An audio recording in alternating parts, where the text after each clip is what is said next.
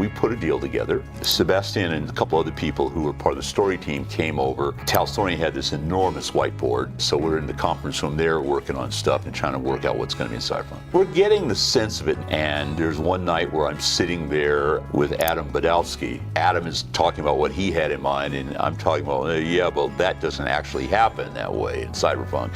And he and I are kind of going around on it, two friends arguing about what would happen. Are we going to do all of the roles? Because Cyberpunk had like 9 roles then. And I went, no, we can't afford to do that. I'm not sure it was me or him, but we came up with this idea that there were 3 main roles based on what activity type thing they did. And we made this big pie chart. We figured out how to negotiate it, but we also figured out how will this make the game good, and will this be a non-trivial task. Case in point, people said when we got the game done, why can't I buy a flying car? You can do that in Cyberpunk. And I said, I don't think we don't want to do flying cars. You said, why? And I said, I just got off working on Flight Sim and I know how hard that is. Think about that. 1 flying car, easy. An entire bunch of flying cars, not easy. A bunch of flying cars that have to have predetermined pathing, that's really not easy. And I know this, I've been doing this, Right now you can build all the buildings and they don't actually have to have any framing underneath them. There's no boundary boxes on anything higher than about 4 stories. So what happens if you have to now build boundary on all of those buildings, skyscrapers included, because I can land my AV4 on top of any building? Well, what happens if I blow up a building? I drop my AV4 inside the building. Well, that sounds cool till you realize that you then have to take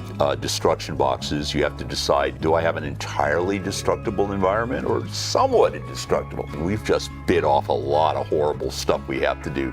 That's tons and tons of man hours, and we're never going to get it done. And he said, yeah, you made a point there. Originally, his crew wanted to make it bigger than life. There was somebody around there who wanted to do like all the stuff was happening under the ice in a frozen city. It's all these weird ideas.